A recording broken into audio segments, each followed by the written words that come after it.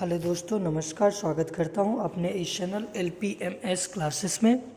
दोस्तों, आज का जो हमारा टॉपिक है वर्ग और जाति व्यवस्था में अंतर। दोस्तों, आज हम इसको देखते हैं। जातियाँ केवल भारतीय उपमहाद्वीप में पाई जाती है, खासकर भारत में, जबकि कक्षाएँ लगभग हर जगह पाई जाती है। कक्षाएँ विशेष रूप से यूरोप और अमेरिका के औद्योगिक समाजों से विशेषता है। ये जो कक्षाएँ हैं इसे वर्ग कहते हैं, ठीक है। ड्यूमांट और लिंच के अनुसार जाति केवल भारत में पाई जाने वाली एक अनोखी घटना है और वर्ग मुख्य रूप से व्यक्तियों के समूह के बीच आर्थिक अंतर पर निर्भर करते हैं।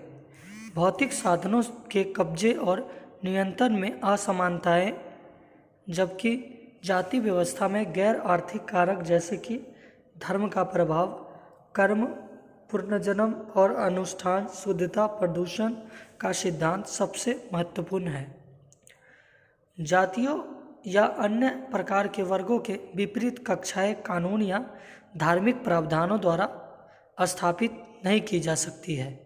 सदस्यता विरासत में मिली या वैधानिक रूप से निर्दिष्ट के आधार पर नहीं है। दूसरे ओर सदस्यता जाति व्यवस्था के विरासत में मिली है। क्लास सिस्टम आमतौर पर जाति व्यवस्था का अन्य प्रकार के स्त्रीकरण की तुलना में अधिक सरल होता है और कक्षाओं के बीच की सीमाएं कभी भी स्पष्ट नहीं होती है। जाति व्यवस्था स्थिर है, जबकि वर्ग प्रणाली गतिशील है। वर्ग प्रणाली में विभिन्न वर्गों के लोग के बीच अंतर योजन और अंतर्विवाह पर कोई औपचारिक प्रतिबंध नहीं है, जैसे कि जाति व्यवस्था में पाया जाता है। इंडोगैमी जाति व्यवस्था का सार है जो इसे नष्ट कर रहा है।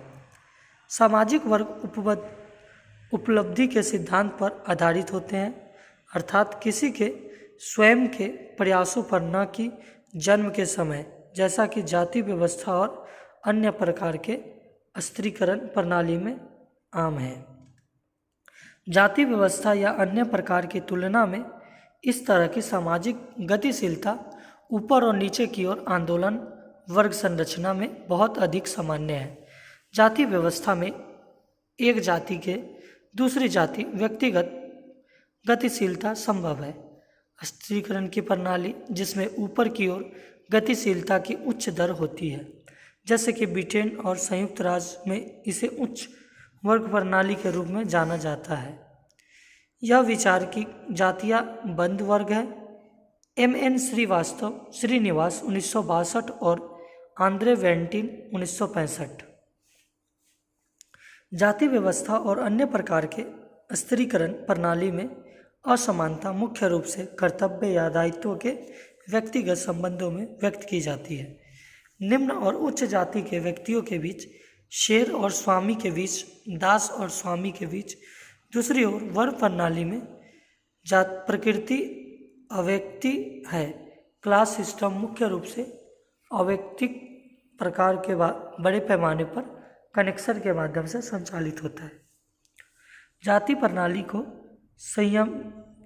संचयी असमानता की विशेषता है, लेकिन वर्ग प्रणाली को असमानता की विशेषता है।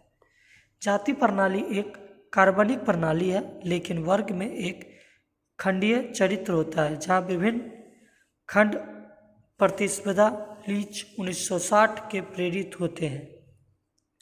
जाति एक गांव में एक सक्रिय राजनीतिक शक्ति के रूप में काम करती है।